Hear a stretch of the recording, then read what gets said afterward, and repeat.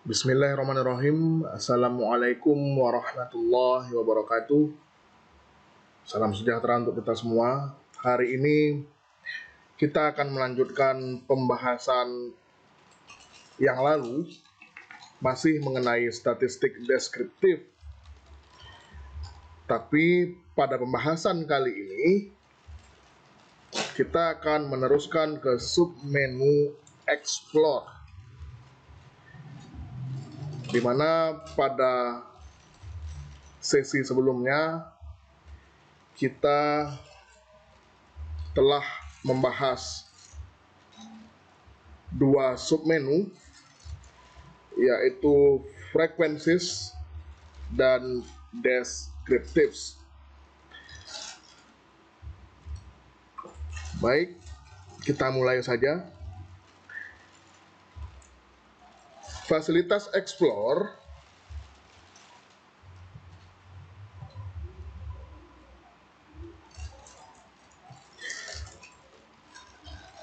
akan mengeksplorasi data lebih dalam lagi dibandingkan fasilitas submenu frequencies ataupun descriptives. Di antaranya menguji ada atau tidaknya data ekstrim dan outliers dengan box plots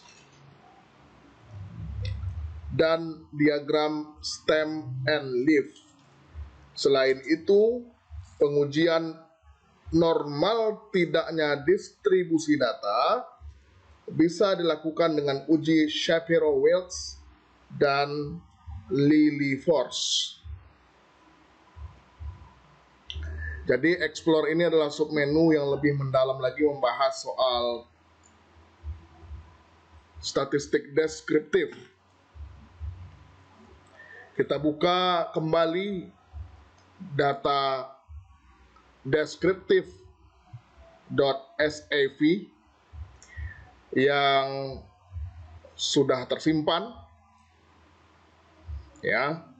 Nah, dari data ini sebelumnya kita telah mengetahui bahwa ada 25 orang responden yang dikelompokkan menurut dua jenis kelamin, yaitu kelompok pria dan kelompok wanita. Dan 25 orang responden ini telah diukur tinggi badannya,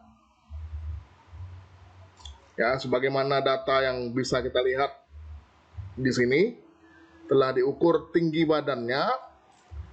Kemudian kita ingin mengetahui bagaimana perhitungan statistik deskriptifnya. Maka pada kali ini kita akan menggunakan submenu explore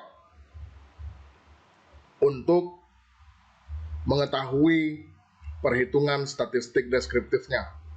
Nah, untuk melakukan hal tersebut, pertama-tama kita klik analyze, ya. Kemudian lanjut ke descriptive statistics. Kemudian klik explore.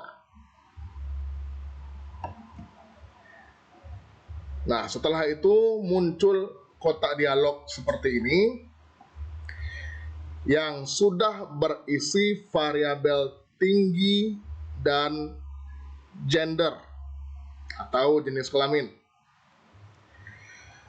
Nah,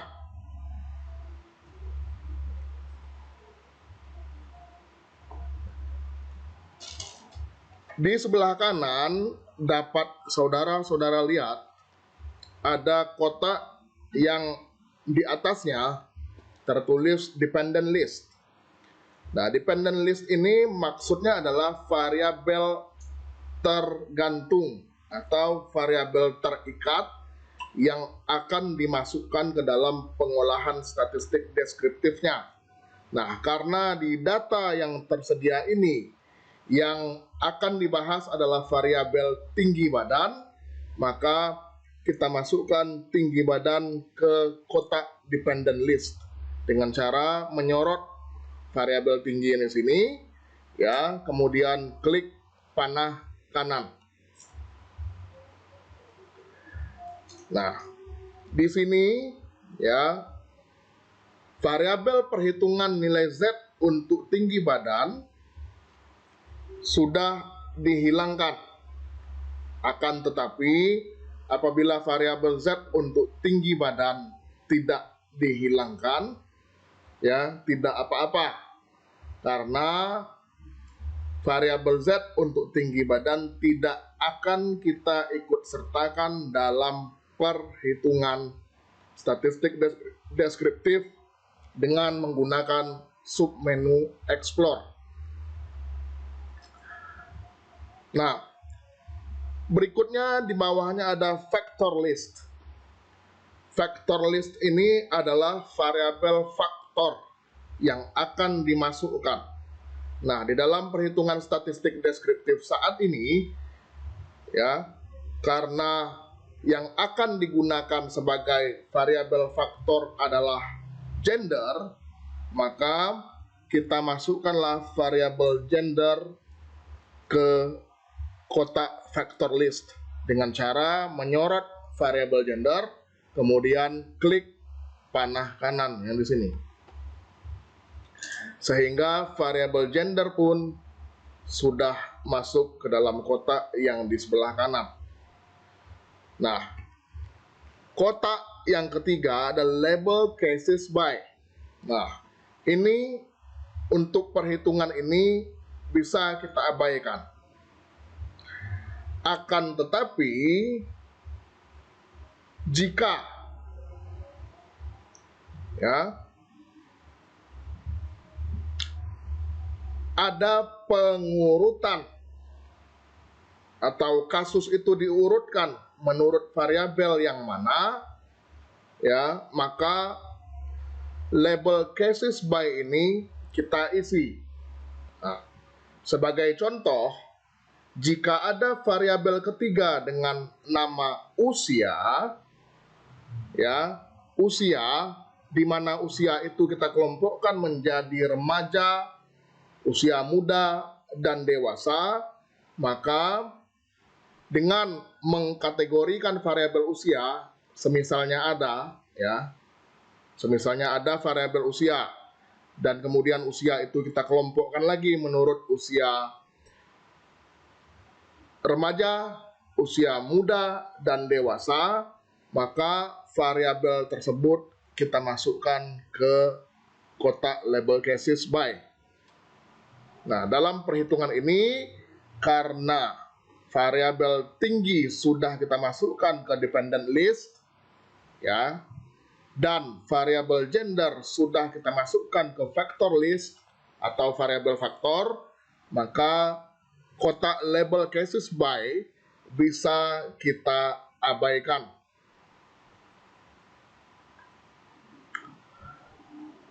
Oke, baik. Kemudian, ya, kita klik statistics yang di sebelah kanan sini, ya. Nah, tampaklah kemudian kotak dialog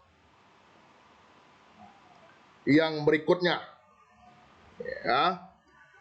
Secara default SPSS sudah memilih untuk mencentang descriptives, ya. Nah, untuk keseragaman dalam tutorial ini kita klik dua pilihan di bawahnya, yaitu M estimators dan outliers. Nah, dua pilihan ini kemudian akan saya jelaskan nanti, ya. Kemudian kita klik continue. Nah, lalu di bawah statistik ini ada plots. Nah, kita klik di plots, akan muncul kotak dialog berikutnya, ya. Nah, untuk keseragaman juga di dalam tutorial ini kita telah secara default ya di checklist factors levels together dan descriptives-nya mengikut kepada stem and leaf. Ya, stem and leaf. Nah, kita klik saja langsung continue. Ya, continue. Baik. Nah, kemudian ya di bawah sini ada pilihan display. Display ini adalah apa saja yang akan ditampilkan. Ya, apa saja yang akan ditampilkan, apakah statistik, apakah perhitungan secara statistiknya, dan grafik plots-nya, atau keduanya. Maka kita pilih both di sini. Ya, kemudian kita klik OK.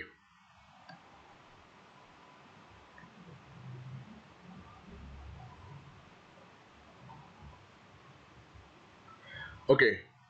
Setelah kita klik, maka output yang keluar adalah seperti ini.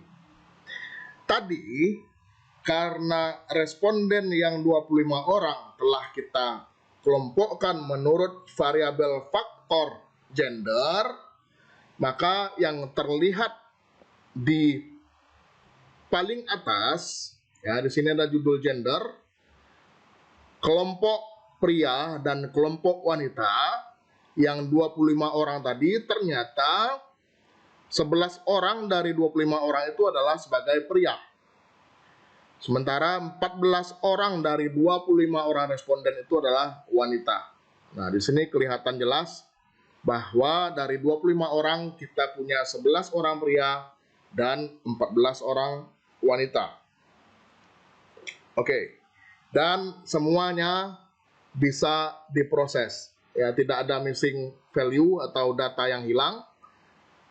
Sehingga semuanya atau seluruh responden dapat diproses secara lebih lanjut. Oke, nah kemudian kita beralih kepada output tabel descriptives. Nah, output tabel descriptives. Bagian output ini ya akan memperlihatkan ringkasan statistik deskriptif dari kelompok pria dan kelompok wanita. Bisa dilihat di sini gendernya sudah terkelompokkan, pria dan wanita. Ya, ada mean, ada 95% confident interval for mean, ya. Ada 5% trim mean, ya. Trim mean, kemudian ada median, ada variance, ya. Standar deviasi, ada nilai minimum, ada nilai maksimum, kemudian ada rank atau jangkauan, kemudian interquartile rank atau jangkauan antar kuartil, skewness atau keruncingan, dan kurtosis atau kemencengan. Nah, saudara-saudara semua, ya, kita akan melihat satu per satu, ya. Untuk dalam tutorial ini, saya akan fokus ke kelompok atas saja, yaitu pria, karena untuk kelompok kedua, untuk gender wanita, pada intinya sama saja cara membacanya, ya, sama saja cara membacanya. Baik, kita fokus ke yang di atas, ya, kelompok pria. Di sini ada yang saya sebutkan tadi. Nah, kemudian, ya, kita lihat rata-rata tinggi kelompok pria itu adalah 172,482 cm, ya. 172,482 cm. dengan rank ya berkisar antara 170,279 cm sampai dengan 174,684 cm. Nah, ini lower bound ini adalah batas bawahnya ya, dan upper bound ini adalah batas atasnya ya, 170,279 sampai 174,684. Nah, ini namanya adalah ranknya ya, ranknya tinggi kelompok pria. Nah, kemudian di bawahnya ada 5% trim mean. Nah, 5% trim mean ini didapat dengan cara mengurutkan data tinggi pria dari tinggi terkecil sampai dengan tinggi terbesar. Ya. Hal ini bertujuan untuk membuang atau trimming nilai data yang tidak biasa, unusual, atau menyimpang karena jauh dari rata-ratanya. Ya, kemudian pada hasil yang ada dilakukan perhitungan min seperti biasa. Nah, jadi maksudnya di sini adalah 5% data terbesar dan 5% data terkecil itu dibuang, ya, ditrim. Sehingga di sini hasilnya adalah 172,269. Artinya apa? Berarti rata-rata tinggi badan dengan proses trimming atau pemotongan tadi menjadi 172,269 cm. Nah, rata-rata ini lebih mempunyai informasi yang lebih berguna dibandingkan dengan data median sebelum proses trimming atau pemotongan dilakukan. Nah, jadi inilah rata-rata setelah dilakukan pemotongan 5% data terkecil dan 5% data terbesar. 172,269. Oke. Nah, berikutnya ada median ya, ini nilai tengah data untuk kelompok pria sebesar 172,5 cm. Oke. Nah, varians 10,75 cm ya. Deviasi standar atau penyimpangan standarnya adalah sebesar 3,2787. Nilai terkecil adalah 168,5 cm. Kemudian nilai terbesar adalah 180,3 cm. Nah, berikutnya rank didapatkan dari selisih antara nilai terbesar ya dan nilai terkecil 168,5 ya. Jadi rank itu adalah jangkauan ya, didapatkan dari selisih nilai terbesar dengan nilai terkecil. Didapatkanlah rank sebesar 11,8 cm. Nah, berikutnya ada interquartile rank. Ukuran ini ya, interquartile rank di sini ada 4,3 cm. Ukuran ini menunjukkan selisih antara nilai persentil yang ke-25 dan persentil yang ke-75. Seperti diketahui, secara teoretis 50% dari data terletak di antara persentil ke-25 dan persentil ke-75. Dari output didapatkan nilai 4,3 cm.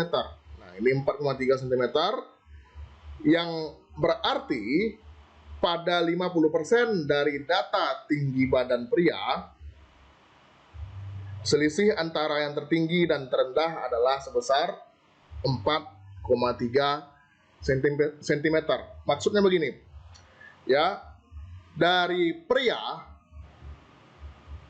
ya, yang ada 11 orang tadi, jika diambil 50% datanya atau pertengahan data, apabila diselisihkan, ya, tinggi yang tertinggi dan yang terendah di pertengahan data itu, maka akan didapatkan angka 4,3 cm, selisih dari nilai tertinggi dan terendah di 50% data. Nah, jadi itu maksudnya interquartile rank, jangkauan interkuartil, ya, jangkauan antar kuartil.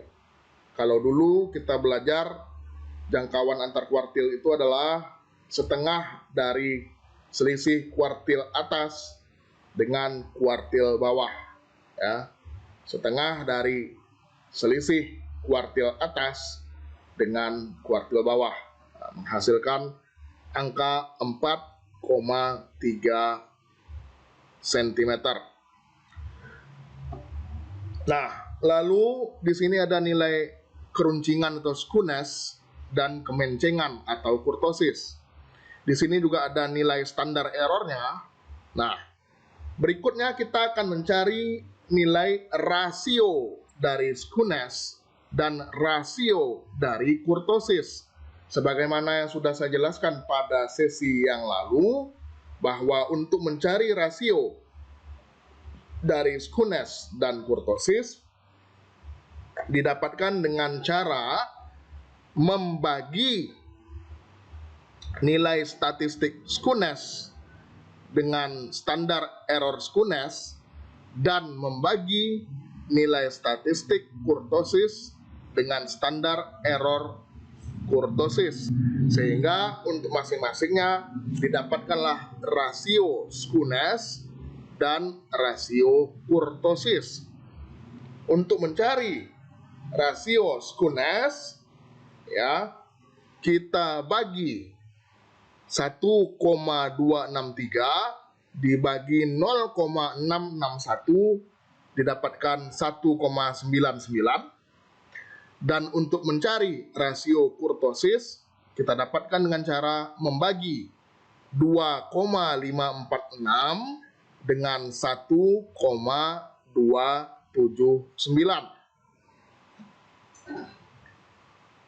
Ya, juga didapatkan hasil 1,99.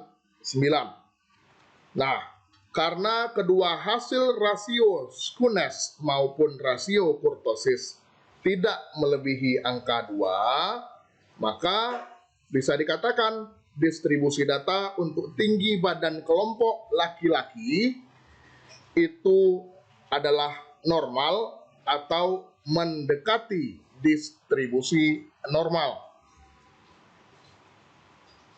Ya, baik. Begitu juga untuk membaca output dari kelompok wanita ini. Itu akan sama dengan cara membaca hasil output dari tinggi badan kelompok pria. Itu tidak saya jelaskan lebih lanjut. Oke. Nah, saudara-saudara sekalian, berikutnya ada tabel M estimators. Nih, M estimators. Nah, gunanya tabel ini apa? M estimator digunakan sebagai alternatif pada pengukuran pemusatan data atau central tendency of data. Pengukuran pusat yang populer adalah mean atau rata-rata. Nah, kamu kan udah belajar nih. Saudara semua sudah belajar soal mean atau rata-rata dan median atau titik tengah data. Nah, namun jika data mengandung nilai-nilai yang cukup menyimpang dari rata-ratanya, maka ukuran mean saja tidak bisa menggambarkan ukuran pusat data tersebut. Sebelumnya telah kita bahas juga 5% trim mean yang berusaha menghitung min dengan menghilangkan 5% angka terbesar dan terkecil dari data. Namun, jika data terbesar atau terkecil berubah, maka 5% trim min yang kita bahas sebelumnya juga tidak bisa mendeteksi perubahan tersebut. Karena data 5% yang tadi dihilangkan dalam hitungan 5% trim min. Sedangkan median mengukur titik tengah data. Sehingga perubahan di kedua titik ekstrim tidak berpengaruh. Nah, disinilah gunanya tabel M-estimators ini sebagai alternatif pengukuran pemusatan data, yaitu dengan memberikan bobot atau weight pada data. SPSS menyediakan beberapa ukuran M-estimators seperti terlihat pada tabel ini, mulai dari Hubers, ya, Tukey, ya, Hempels, dan ukuran Andrews Wave, di mana ya menurut ukuran-ukuran ini kita ambil satu contoh yaitu ukuran Hubers.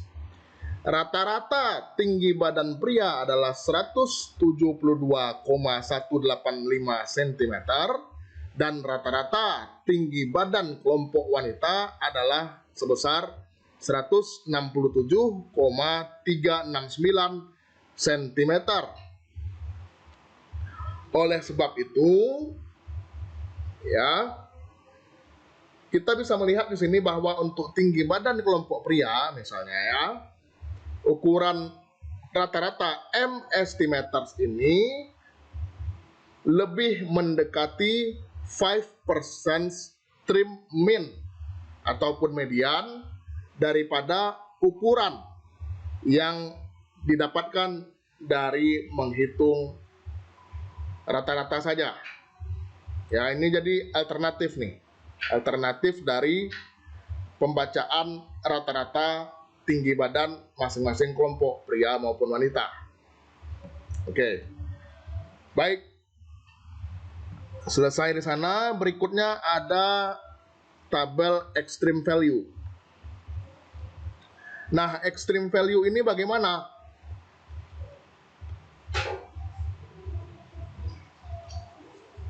Extreme value ini menyajikan nilai ekstrim dari tinggi badan masing-masing kelompok data, pria maupun wanita. Ya. Nah, di sini disajikanlah 5 data terbesar, ya. 5 data terbesar dan 5 data terkecil untuk masing-masing kelompok. Ya, 5 data terbesar dan 5 data terkecil untuk masing-masing kelompok pria maupun wanita. Oke. Nah, cara membacanya bagaimana? Nah, di sini kita mengetahui bahwa misalnya untuk kelompok pria, tinggi badan yang paling tinggi ini terletak pada urutan nomor 3 dari data, yaitu berapa nilainya? 180,3 cm. Jadi pria yang paling tinggi punya tinggi badan 180,3 cm. Di data nomor berapa dia? Di data nomor 3. Nah, kemudian pria nomor 2 yang tinggi itu terletak di data nomor 9 dengan tingginya 174,5 cm. Ya. Misalnya, kemudian kita lihat ke kelompok wanita nih misalnya. Kita mau lihat 5 tinggi badan terendah, ya. Nah, ternyata tinggi badan kelompok wanita yang paling Yang paling pendek ya itu terletak di nomor 10 dengan tinggi badan hanya 159,6 cm. Ini untuk kelompok wanita. Nah, kalau untuk pria yang paling pendek itu ada di nomor 7 dengan tinggi badan hanya 168,5 cm. Begitu dia cara melihatnya, ya. Nah, ini 172,5, kenapa kok ada A? Ya, yang lain-lain kok nggak ada A gitu ya.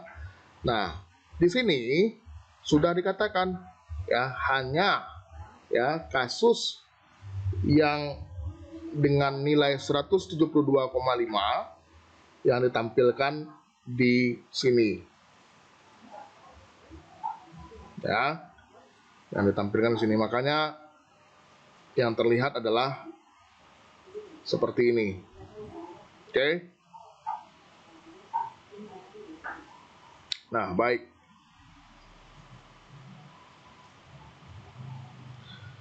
Berikutnya kita beralih kepada stem and leaf plots. Ya. Ini adalah untuk melihat persebaran data. Bagaimana cara membacanya, Pak? Nah, stem and leaf plots. Ya. Begini. Kita ke stem and leaf plots dulu. Oke. Cara membacanya adalah ya, misalkan untuk gender pria, gender pria. Di sini dikatakan bahwa ada 2 orang yang tinggi badannya diawali dengan 16. Nah, 88-nya apa maksudnya, Pak? 2 orang yang tinggi badannya sama, 168 dan 168. Kan 2 orang. Ya. Nah, kemudian ada 8 orang yang tinggi badannya diawali oleh 170. Ya. Diawali oleh 170. Cara bacanya gimana? 170. Kemudian ada 170 lagi. Kemudian ada 172. Ada 172 lagi ya. Ada 172 lagi, ada berapa nih yang kedua? Ya, ada 4. Berarti yang tinggi badannya sekitar 172 cm ada 4 orang. Dan tinggi badannya 174 ada 2 orang, 174 dan 174. Ya. Nah, di sini juga ada 1 orang yang tinggi badannya ekstrim. Ekstrim di sini maksudnya diduga bahwa data itu adalah berada jauh dari persebaran data. Ya. Dia punya tinggi badan yang besar atau sama dengan 180. Ya. Tadi ada yaitu 180,3, itu ada 1 orang. Ya, sehingga dikatakan di sini masing-masingnya ada 1 kasus. Nah, untuk wanita bagaimana? Untuk wanita lebih bervariasi lagi nih. Ya, bahwa ada 2 orang yang tinggi badannya 159 dan 159, ada 2 orang. Komanya tidak diikutkan di sini. Kemudian ada 3 orang yang tinggi badannya 161, 164 dan 164. Kemudian ada 6 orang yang tinggi badannya 167, 167, 168, 168, 168 dan 168. Kemudian ada 2 orang yang tinggi badannya 170. Nih, ada 170, 2 orang. Kemudian ada 1 ternyata yang datanya itu adalah ekstrim, yang persebaran datanya, yang datanya itu tidak mengikuti persebaran data yang di sini. Berapa tinggi badannya? Yaitu besar atau sama dengan 178. Nah, tadi kalau di kelompok pria, besar atau sama dengan 180. Nah, kalau di kelompok wanita, ini ada satu orang atau satu responden yang tinggi badannya adalah 178, besar atau sama dengan 178 cm. Oke. Berikutnya pada output ini ya, ada yang namanya box plot. Nih, box plot. Nah, box plot ini menggambarkan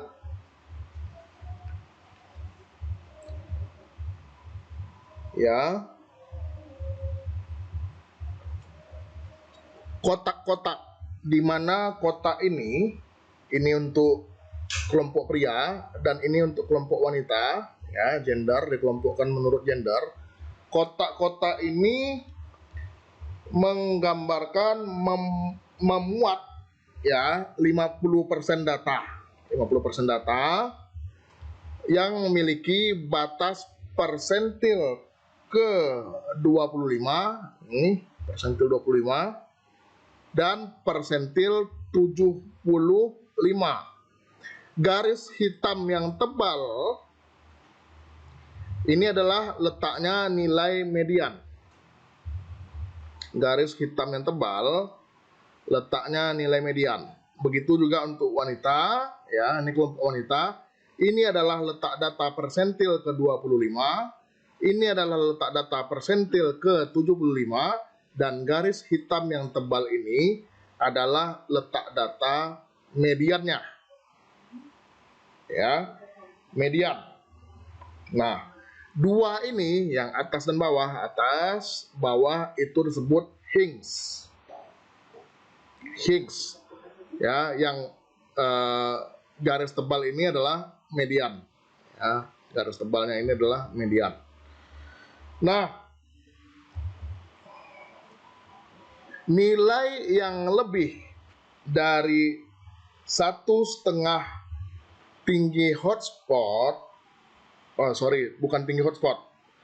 nilai yang lebih dari 1,5 tinggi box plot ditandai dengan bulatan,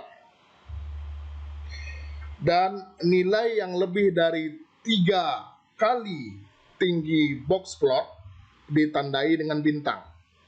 Nah, ini tidak ada yang melebihi 3 kali tinggi box plot sehingga tidak ada tanda bintangnya, tapi di masing-masing kelompok ada nilai yang ekstrim ditandai dengan ya bulatan, yaitu nilainya 1,5 kali tinggi box plot ini. Nah, kalau dilihat ya, jika garis hitam yang tebal ya itu berada persis di tengah, maka distribusi data adalah normal. Persis tengah-tengah sini adalah normal. Persis tengah-tengah sini adalah normal. Nah, akan tetapi jika berada garis mediannya di sebelah atas, cenderung ke atas, maka distribusinya akan menceng ke kiri. Jika berada di bawah garis yang tebal ini, maka distribusinya akan cenderung menceng ke kanan. Nah, gender kelompok pria itu memiliki median yang lebih tinggi daripada gender wanita. Kita lihat median pria di sini, median wanita di sini. Jadi kelompok pria memiliki median yang lebih tinggi daripada kelompok wanita. Nah, baik gender pria ataupun wanita, garis mediannya berada di sebelah atas box plot. Ya. Agak ke atas dia.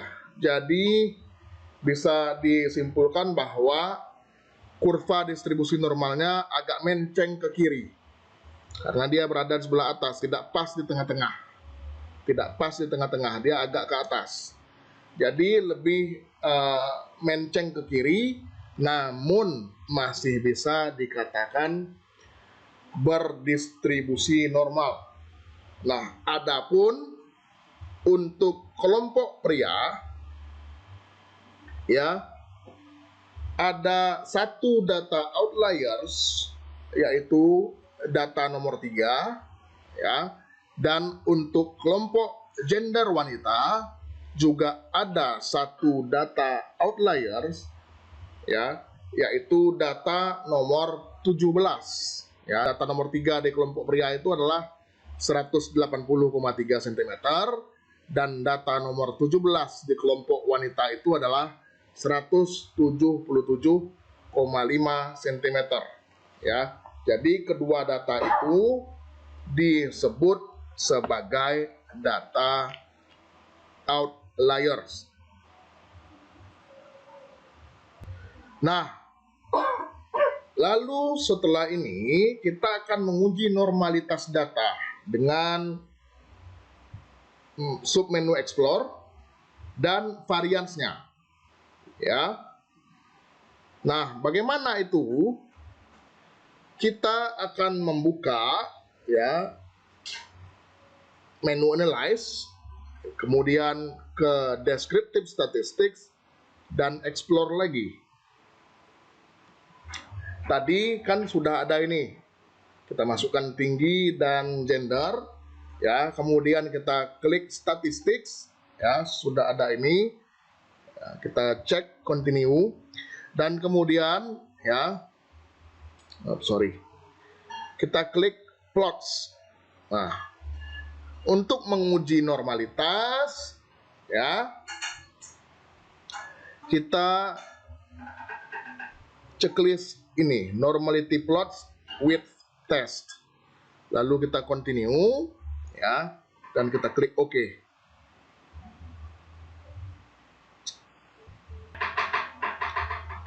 Ya, kita langsung ke outputnya.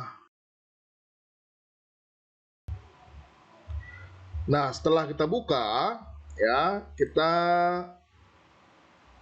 ini QQ plot, ya, QQ plots, dan ini box plot tadi, ya. Nah, dapat kita lihat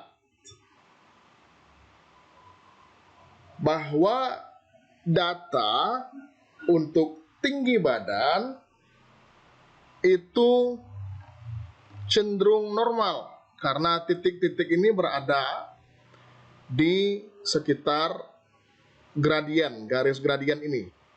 Hanya satu yang berada jauh. Inilah tadi data outliers itu. Ya. Nah, kemudian ini juga sama, ya. Untuk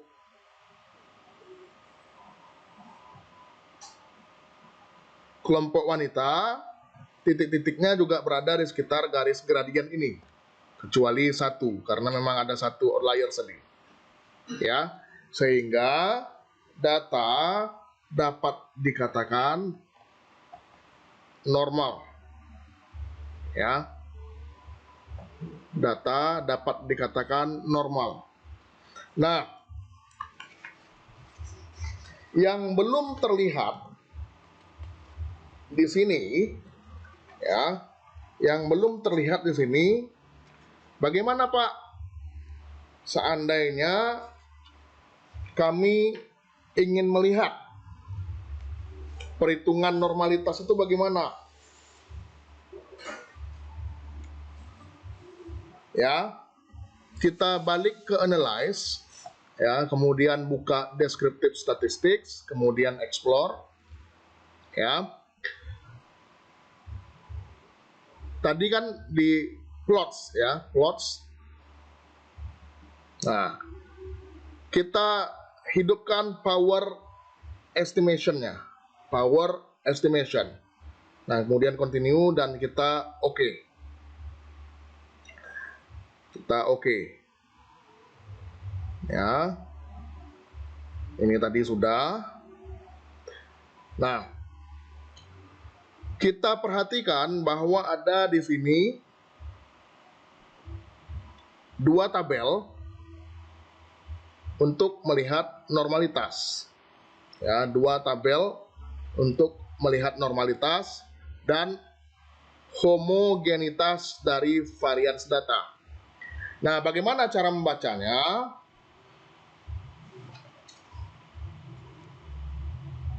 Sebuah distribusi data dikatakan normal apabila nilai signifikansinya lebih besar daripada 0,05.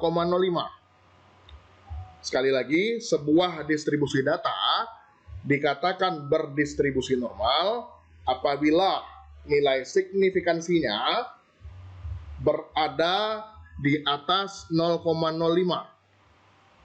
atau lebih besar daripada 0,05. Nah, di sini kita lihat bahwa nilai signifikansinya adalah 0,125 dan 0,2 untuk perhitungan Kolmogorov-Smirnov. Untuk Shapiro-Wilk bagaimana, Pak? Juga sama. Ya, nilai signifikansinya lebih besar daripada 0,05. Sehingga ya, untuk masing-masing kelompok gender pria maupun wanita dikatakan atau dapat disimpulkan bahwa datanya berdistribusi normal untuk masing-masing kelompok.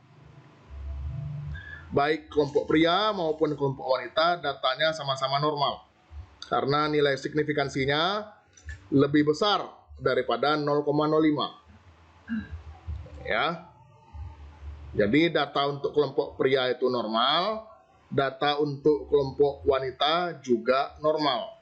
Ya, sekali lagi, karena nilai signifikansinya lebih besar daripada 0,05. Nah, berikutnya untuk melihat homogenitas varians data. Nah, data dikatakan berasal dari populasi-populasi yang variansnya sama apabila nilai signifikansinya juga lebih besar daripada 0,05. Nah, di sini dapat kita lihat ya bahwa data yang kita gunakan dalam tutorial ini ya dapat disimpulkan berasal dari populasi-populasi yang memiliki varians yang sama. Kenapa? Karena nilai signifikansinya lebih besar daripada 0,05. Ya. Jadi dapat dikatakan bahwa variansnya homogen, sama antara dua kelompok pria dan wanita karena nilai signifikansinya lebih besar daripada 0,05. Nah, itu. Oke, saya rasa itu yang dapat saya sampaikan ya pada kesempatan kali ini tentang penggunaan submenu explore untuk melihat statistik deskriptif dari sebuah data dan untuk menilai ya normalitas sebuah data termasuk homogenitas variansnya dan persebaran datanya, apakah ada data outliers atau tidak. Demikian yang dapat saya sampaikan pada kesempatan kali ini. Terima kasih atas atensi dan perhatian saudara-saudara semuanya.